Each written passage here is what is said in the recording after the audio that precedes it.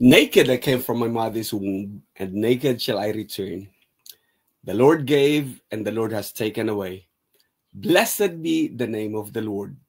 Job chapter 1, verse 21, ESV. Blessed everyone, and welcome to our live stream. Again, this is your brother in Christ, Jose Rolboy Perez Cariaga. Muli na naman po tayong nagbibigay pugay, bumabati sa lahat ng mga kapatiran natin, kaibigan, at lahat ng mga tumatangkilik ng broadcast natin. Sang dako man kayo ng mundo naruroon, anong oras, anong araw man yung panunuorin ang broadcast na ito, pagpapala ng dakilang may kapalang sana ay sumaatin.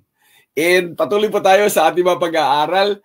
Last 2 weeks, hindi po ako nakapag-broadcast last week. Talaga namang tinamaan ako ng matinding ubo at sipon. So, random act of kindness, part 2 na po tayo. So, nakita natin that random acts of kindness are spontaneous, unpremeditated, and selfless actions intended to bring joy, support, or relief to others. Often strangers without expecting anything in return. At nakita po natin yan through the life of this one particular prophet, and that is Prophet Elisha. And that one particular woman na Shunammite woman na hindi natin nalaman ano talagang pangalan niya, just description of that. So, makikita natin, or random act of kindness, often done anonymously, hindi alam talaga sinong gumagawa, spontaneous, kagaya ng the Good Samaritan, without prior relationship, and then without expectation of reward or recognition in return. So, random act of kindness po ang nakita natin.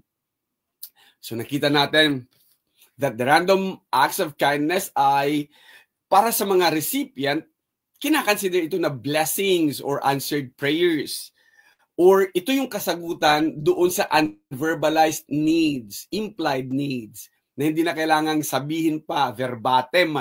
So, ang random acts of kindness also are faith-reinforcing experiences. Sipin mo na lang, matagal na pinapangarap mo, matagal na pinapanalangin mo, matagal na hindi mo sinasabi sa iba, tapos magkakaroon ng katuparan sa iyo, siguro magtatalon ka sa tuwa, or di kaya ay you will be thanking God in secret, who has blessed you in secret.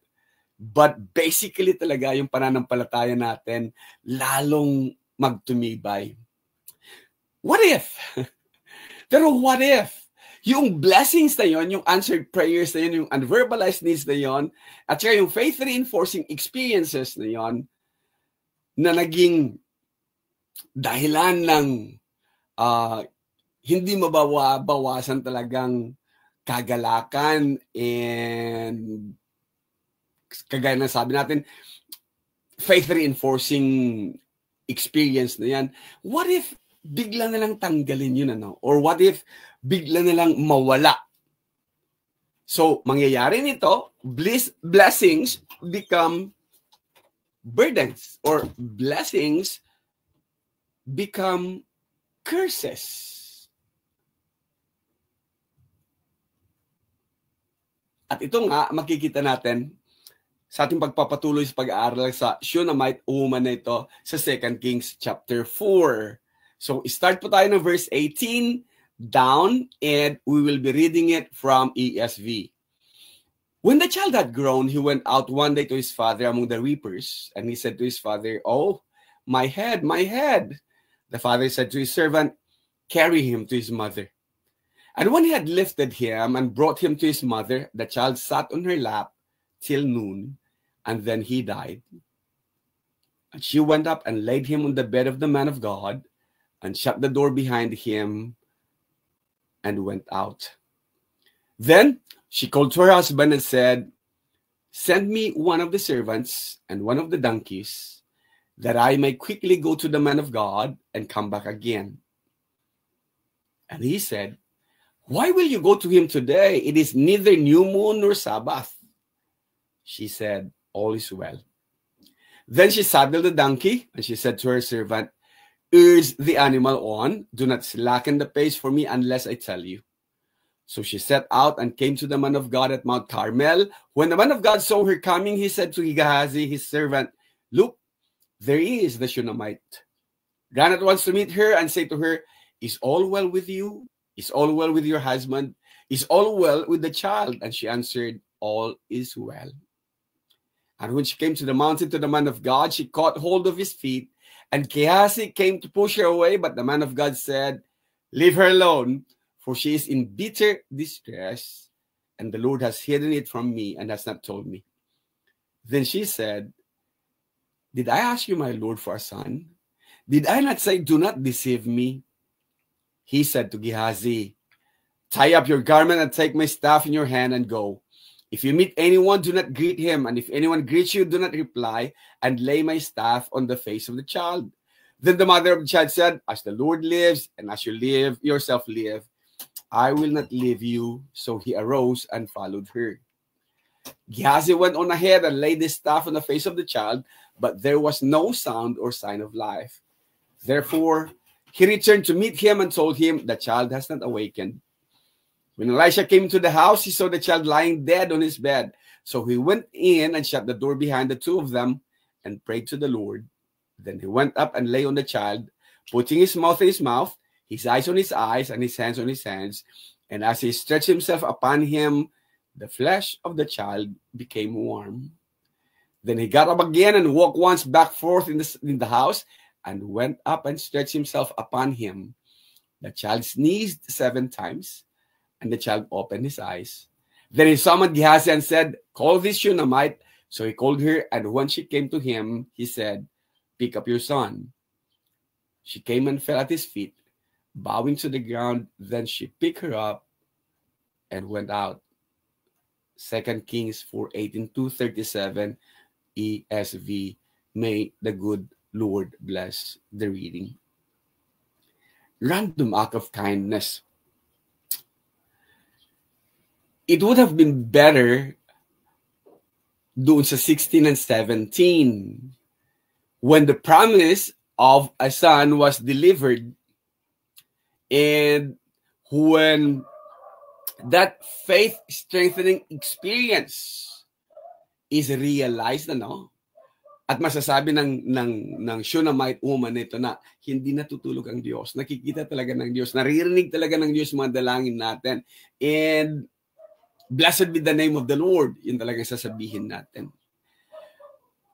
At ang buhay natin o buhay noong ipinangako ng Diyos ay maging isang buhay na patutuo about God's faithfulness and God's loving kindness. Hindi natin hiningi, kagaya nung babaeng ito. Sinasabi niya, "Oh, please don't lie to me. You're a man of God. Don't put my hope up or hopes up." Yet, ginagawa ng Diyos. Siya na provider ng lahat ng mabubuting bagay. Kaya nga tama yung nasusulat sa Roma, Kabanatang 15, talatang 4.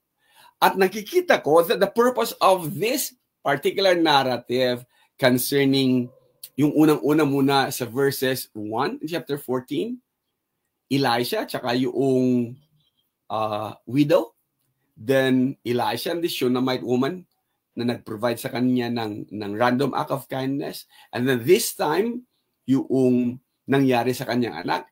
May purpose ang narrative, and we will be dealing with that, Romans chapter 15 verse 4 later. Kaya,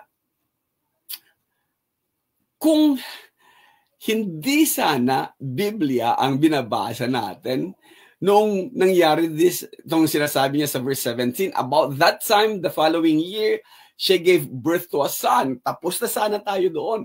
Tigil na tayo doon sa pagbabasa, or tigil na dapat ang narrative doon. That's a good place to stop. At kung ang binabasa sana natin ay fairy tale, sasabihin sa kaagad-agad natin, "And they lived happily ever after." Pero hindi natin binabasa ang isang fairy tale. Hindi natin binabasa ang isang bagay na pambata. But we are reading, pasensya na sa T, that is for our learning. Anong mga nangyayari for our encouragement? Anong mga nilalaman ng mga narratives na yan? We question whether Ang iba kasi, question nila, ano daw paano mo daw ma-verify yung veracity of the narrative. And it is given. Kagaya na nasusulat, ulitin na natin, dito natin papakawalan. The scriptures were written to teach and encourage us by giving us hope. And this is what we are reading. This is what we are studying. This is making the invisible visible. The scriptures were written to teach and encourage us. Para saan? By giving us hope. Tungkol saan? Sa mga unverbalized needs. Sa mga unanswered prayers. Sa mga bagay-bagay na gusto natin na hindi natin kayang i-verbalize. Gusto nating makamtan, pero hindi lang natin alam pa paano sabihin. Kaya nga, even the scripture says, we do not know what to pray, how to pray, but the Spirit within us helps us.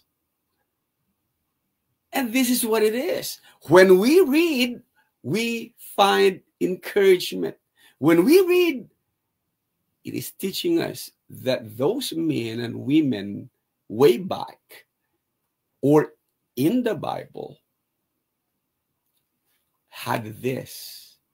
At nagiging magandang salamin para sa atin itong Shunammite woman na ito when blessings become curses or when a blessing becomes a burden. Tuloy po tayo sa ating pag-aaral. Pansinin natin. So sometimes back, when the child had grown, na pwede na siyang gumala. So 3, 4, 5. Basta, consider still a child. He went out one day to his father among the reapers. So what joy it would be, no? Panahon ng pag-aani. And malamang sa malamang talaga, itong tatay na to na for the longest time ay wala siyang heir, wala siyang tagapagmana sa kanyang ari-arian. This time, mayroon na siyang junior, mayroon na siyang tagapagmana, mayroon siyang anak na lalaki, and ibinigay ito ng Diyos sa kanya. In his old age, hindi niya hiningi, wala tayong mababasang hiningi. But kagaya nga ng sabi natin, ito yung unverbalized need, unverbalized na longing.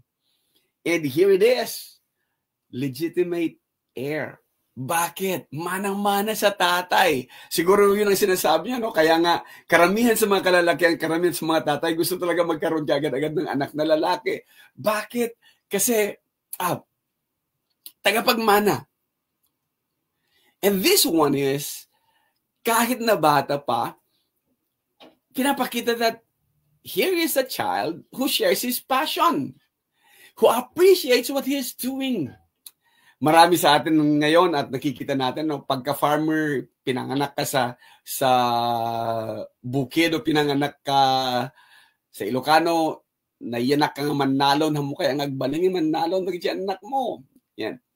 Or sa mga mag-uuma, no?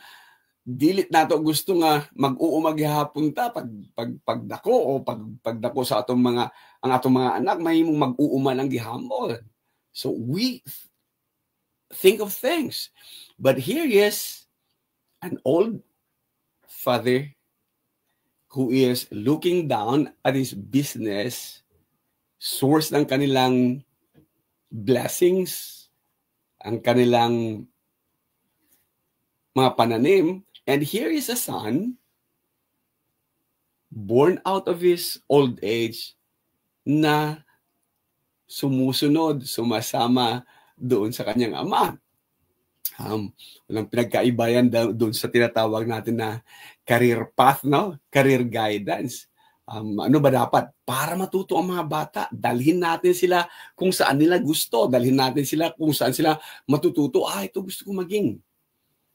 Kaya nakakatuwa yung career path or career guidance na yan. So, this kid appreciates what his dad is doing. And sa kalagitnaan nito, siguro nga kagaya siya nung nakaraan, kagaya siya nung ang tataas ng mga hit indices natin, And he said to his father, "Oh, my head, my head." And the father said to his servant, "Carry him to his mother." Hindi natin mayaalis, even in the book of Psalms, that nangyayari talaga yung tinatawag nating sunstroke. Kaya nga noong mataas din ang heat index dito nung summer, maraming mga classes talaga ang hindi pinatuloy. Para sa ganun, wala sanang magkakaroon ng sakit na kagaya nito. And the father decided that carry him to his mother because alam naman natin, mother's comforting hands. Ang nanay mo tangi talaga na alam mong magbibigay sa iyo ng kalinga. And here it is. When he had lifted him and brought him to his mother, the child sat on her lap until noon. Anong oras nangyari? Kasagsagan ng kainitan, naupo ito, kinandong ng nanay doon sa kanilang bahay, and then hanggang tanghaling tapat, and the child died. How tragic. And then he died.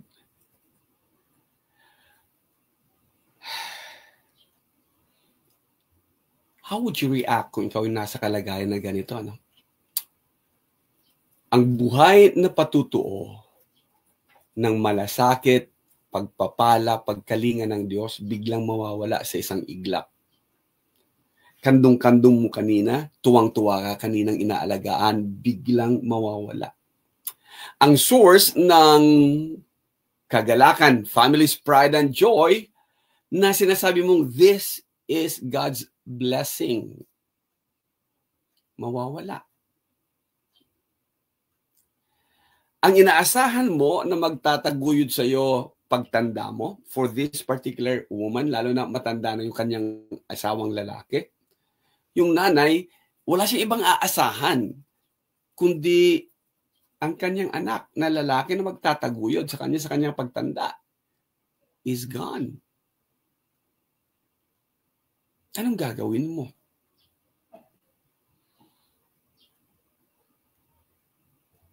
Would you blame God? Marami ka siguro mga katanungan na ang sasabihin mo ay, Lord, bakit? Or kalimitan, ang sinasabi natin ay, bakit ako? Or, bakit siya? Marami namang, then we look out, sisisihin mo lahat ng nasa paligid. But this particular Shunammite woman, kagaya ng sabi natin, magbibigay sa atin, magtuturo sa atin, mag-i-encourage sa atin. Tingnan natin ang kanyang ginawa. She went up and laid him on the bed of the man of God. Yung pinagawa niyang kwarto, pinagawa niyang tirahan ni Elisha. Hindi niya inilagay sa sarili nilang higaan, hindi niya inilagay sa sarili nilang kwarto, hindi siya naghanda ng funeral para sa kanyang anak, kundi bagkos inilagay niya sa higaan ng man of God. Leave him there and went out. And verse 22, sabi niya, when she called to her husband and said, send me one of the servants and one of the donkeys that I may quickly go to the man of God and come back again. Maraming katanungan sa kanyang isipan. Bakit? Hindi ba alam ng Diyos? And so many things. So many questions that only the man of God can answer or only God can answer. May mga ganun tayong mga katanungan magkaminsan, lalo na kung nalalagay tayo sa isang hindi magandang kalagayan. And this woman was in such a state na walang ibang makakapagbigay sa kanya ng kasagutan except sa kanyang pananaw, God or the man of God. Yun ang bukod tayo makakapagbigay sa kanya ng kaliwanagan. Pero ang mapapansin natin, hindi nawala yung kanyang composure. Alam niya ang kanyang katayuan bilang asawang babae.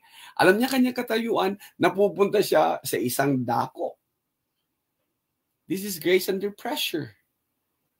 At hindi niya nakalimutan, kahit na panic, kahit na ganito ang nangyayari, she remained composed and even asked her husband, pupunta ako sa man of God and come back again.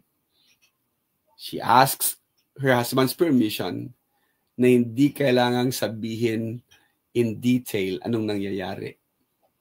And he said, the husband said, nagulat din, why will you go to him today? Hindi siya new moon, hindi siya Sabbath. Meaning, sa ibang mga pagkakataon, pagka new moon ng Sabbath, pinapabayaan siyang umalis. Pero anong particular na need, bakit ka pupunta today? And listen to her. And she said, all is well. Okay lang. All is well. Maaari niya sabihin sana na your son is dead, go there, go figure what needs to be done. Or pwede niya sana sabihin na pinabayaan mo kasi ang anak natin na nabilad sa araw. Ayaw, na sunstroke, kasalanan mo to. And the blame game, hindi matitigil. Yet, listen to this woman. She said, all is well.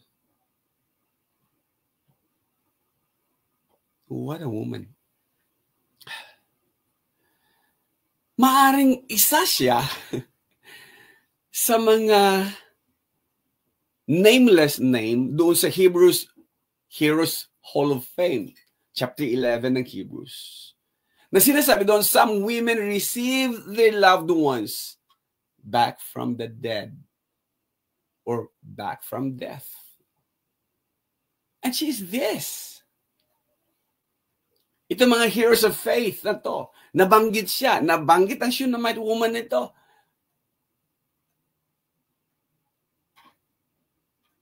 Malaking bagay para sa ating katututo at sa ating encouragement na mapag-usapan ang gagawin ng Shunammite woman na to. All is well talaga. Hindi na kailangang i-figure out anong gagawin niya. Then she saddled the donkey and she said to her servant, tuloy tayo. Do not slacken the pace for me unless I tell you. And from a distance, nakita siya kaagad-agad ni Elisha from Mount Carmel.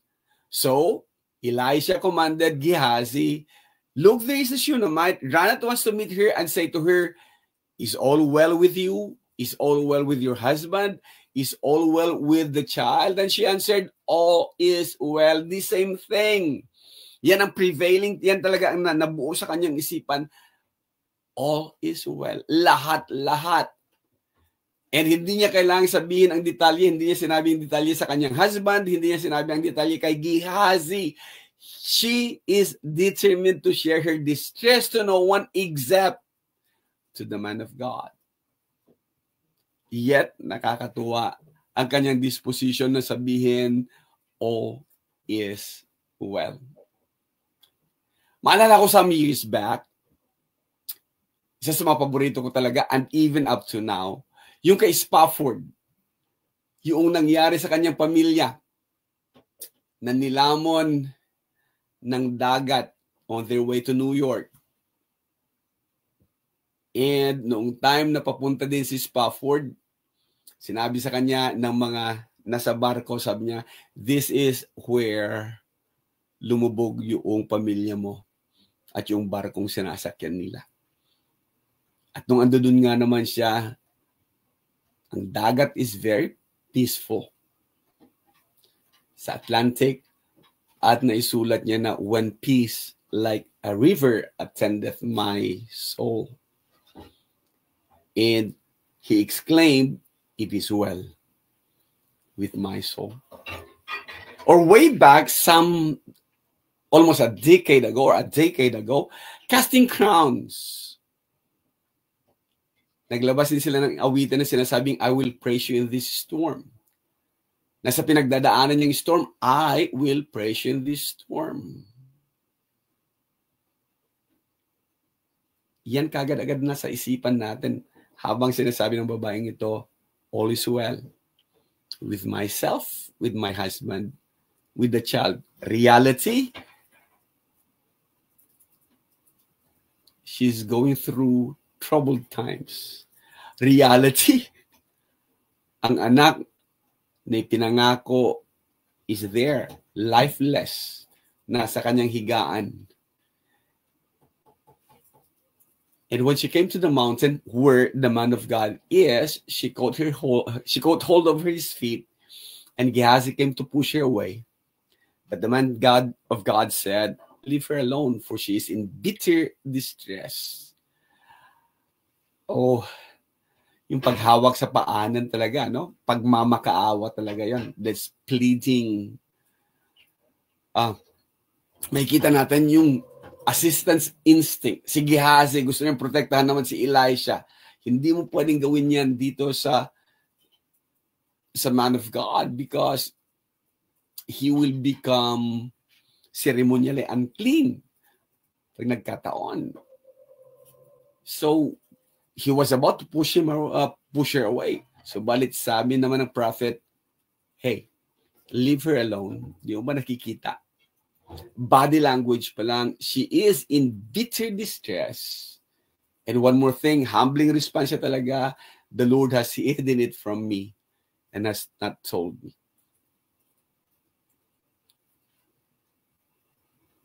Then she said,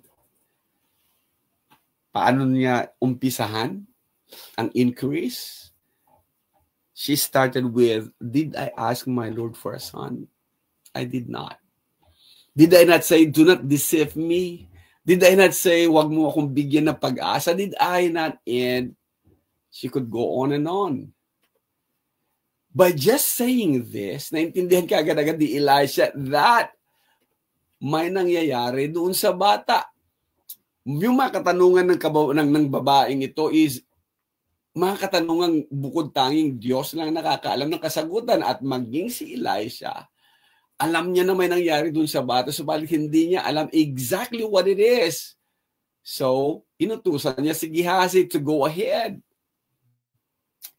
Indirectly, ang sinasabi ng babaeng ito is that, why would God take away His blessings? Why would God take away the source of my life and my joy? Why would God take away itong buhay na patutuo? Why would God put me in such distress or stress or despair?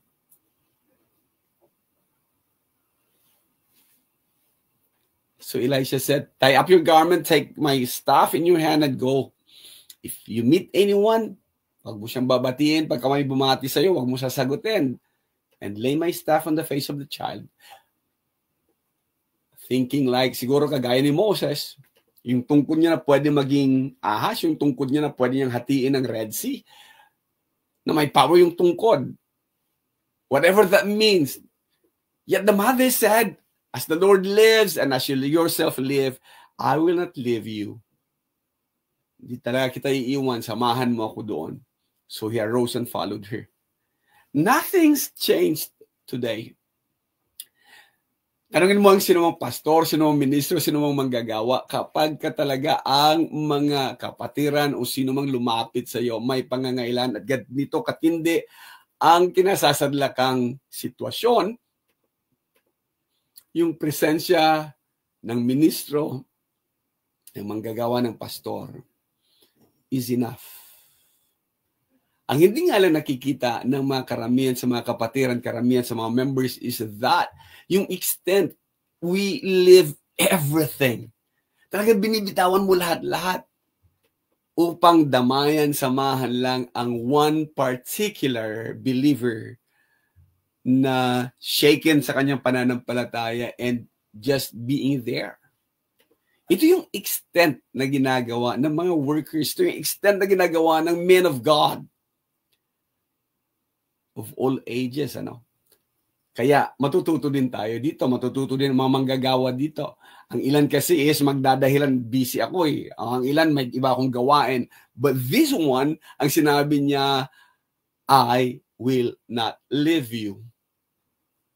Hindi talaga kita pababaya, hindi kita papakawalan. So, walang nagawa si Elisha, kundi samahan siya. And Gehazi went his way. Nauna nga naman doon, nung ilagay niya yung tungkod, walang nangyari. The child has not awakened. The child remained lifeless. No sign of life. Even when Elisha came Nakita niya, he saw the child lying dead on his bed. So, hindi umubra dahil walang kapangyarihan yung tungkod.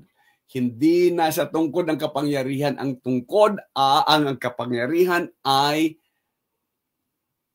nasa sa Diyos. And he needs to tap to that source.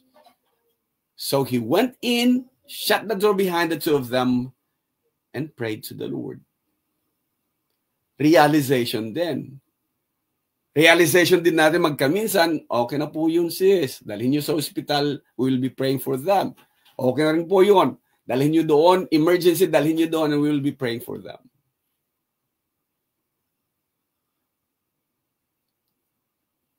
Prayer changes things. And Elisha understood it. Wala doon sa tungkod ang power. Nasa taas ang power. To tap to the source, he needs to ask the source.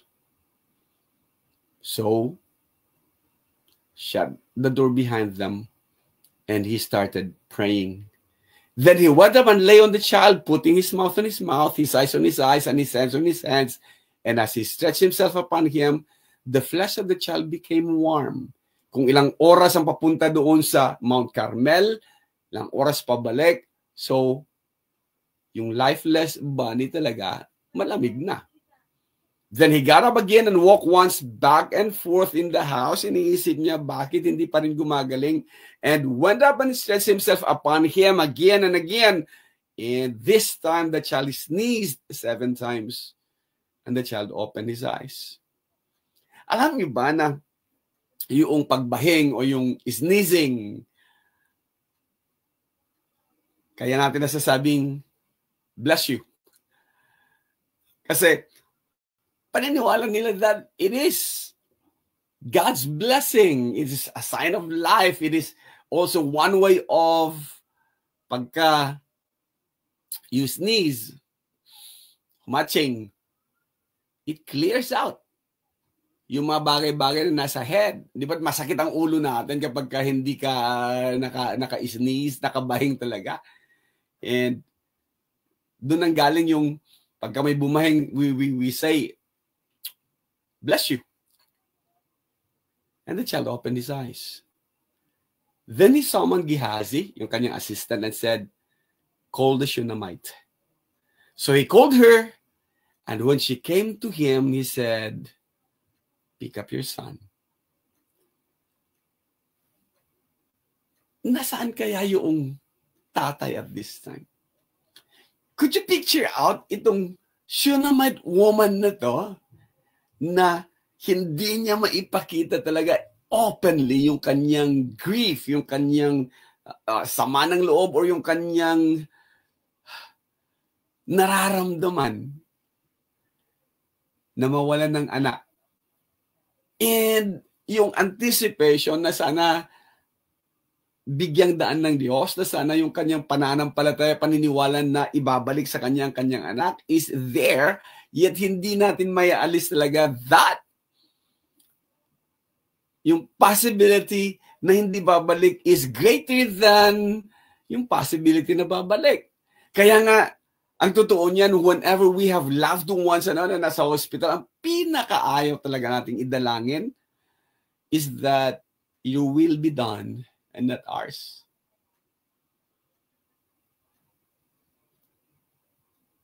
Let your will be done.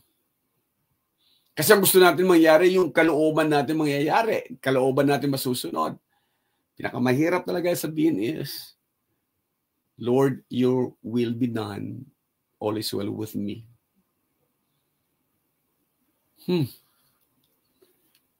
She came and fell at his feet, bowing to the ground. Kung kanina hinawakan pa niya yung paa ni Elisha, this time, talagang with all humility, nakabow siya. With all thanksgiving, bowing to the ground, she picked up her son and went out. Hindi man natin mababasa that she was prayerful. She was so thankful, grateful. And she's praising God. Hindi mo mababasa in verbatim din dito sa ating teksto. Pero yung action, body language ng Shunammite woman na to is that she was so grateful that her son is alive, that her faith is restored, that may isa na namang maidaragdag sa faith-producing experience na ito. These are written to teach us and to encourage us and to give us hope. Random act of kindness. When blessings become burdens or when a blessing becomes a curse, marapat lang bumalik tayo sa source. Let God be God and learn from this Shunammite. Papasalamat tayo sa isang Shunammite na kahit na anumang pinagdadaanan niya, kanyang sasabihin ay, all is well. All is well. What a faith. Masasabi mo lang, all is well because you know that God is in control. All is well. Dahil you have a bigger God. First stanza ng When Peace Like a River by Spafford. Itong nilalaman. And it is written, when peace like a river attendeth my way, when sorrows like sea billows roll, whatever my lot,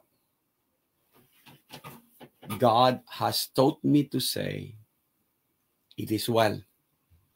It is well with my soul. Ano mang pinagdadaanan natin, ano mang pagdadaanan natin sa buhay na ito, napakahirap ng sabihin dahil ang gusto natin mangyari ay yung kaglooban natin, yung kagustuhan natin. Kagaya ng awiting ito, you have taught me to say. God has taught me to say. The scriptures has taught me to say. The Shunammite woman has taught me to say, it is well.